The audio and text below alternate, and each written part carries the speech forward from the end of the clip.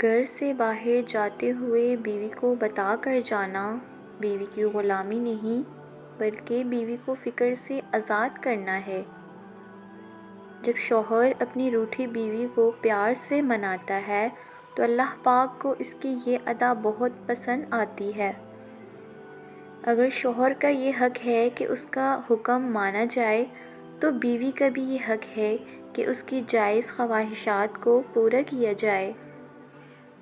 شوہر کو خوش رکھنے کے لیے ماں کی قیمتی نصیحت: اے میری پیاری بیٹی، اپنے خاوند کا کھانا وقت سے پہلے ہی تیار رکھنا، کیونکہ دیر تک برداشت کی جانے والی بھوک بھڑکتے ہوئے شعلے کی مانند ہوتی ہے، اور ان کے آرام کرنے اور نیند پوری کرنے کے واقعات میں سکون کا ماحول بنانا، کیونکہ نیند ادھوری رہ جائے تو طبیعت میں غصہ اور چڑچڑاپن پیدا ہو جاتا ہے۔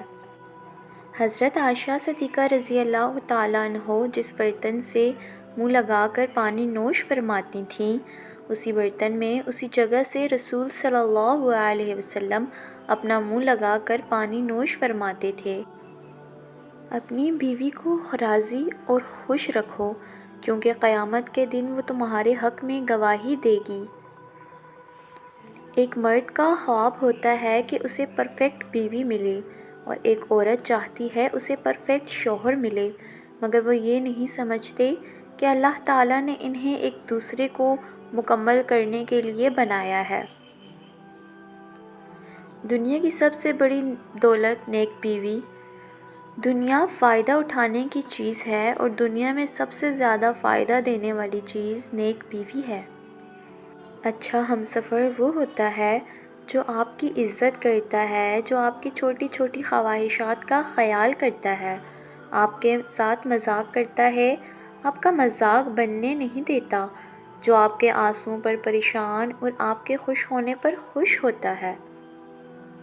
مرد کی وفاداری کا پتہ عورت کی بیماری میں چلتا ہے، سکہ کھوٹا ہے یا کھرا، اور اسی طرح عورت کی وفاداری مرد کی بے روزگاری میں پتہ چلتی ہے کہ کاغذی ہمسفر ہے یا واقعی شریک حیات ہے۔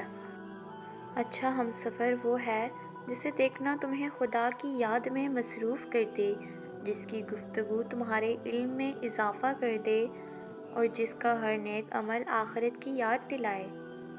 بیوی جب اپنے مسائل شوہر کو بتاتی ہے تو اس کا یہ مطلب نہیں ہوتا وہ شکایت کر رہی ہے، بلکہ وہ آپ پر اعتماد کرتی ہے۔ بیوی ناراض ہو کر شوہر سے بولنا چھوڑ بھی دے، مگر شوہر سے محبت کرنا، فکر کرنا پھر بھی نہیں چھوڑتی۔ مرد اگر ذہن کا پکا ہو اور عورت کی زبان چھوٹی ہو تو دونوں کا گھر آسانی سے بس جاتا ہے۔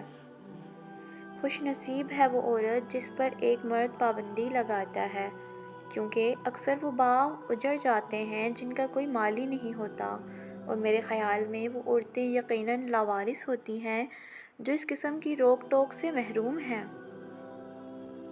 مرد کبھی بھی عورت کی خوبصورتی پہ نہیں مرتا، اگر خوبصورتی پر مرتا ہوتا تو ایک عورت اس کے لیے کبھی کافی نہ ہوتی۔ مرد ہمیشہ عورت کی وفا پہ مرتا ہے، عورت کی حیا پہ مرتا ہے، اور اس عورت پر مرتا ہے جو اس کے کنٹرول میں رہتی ہے۔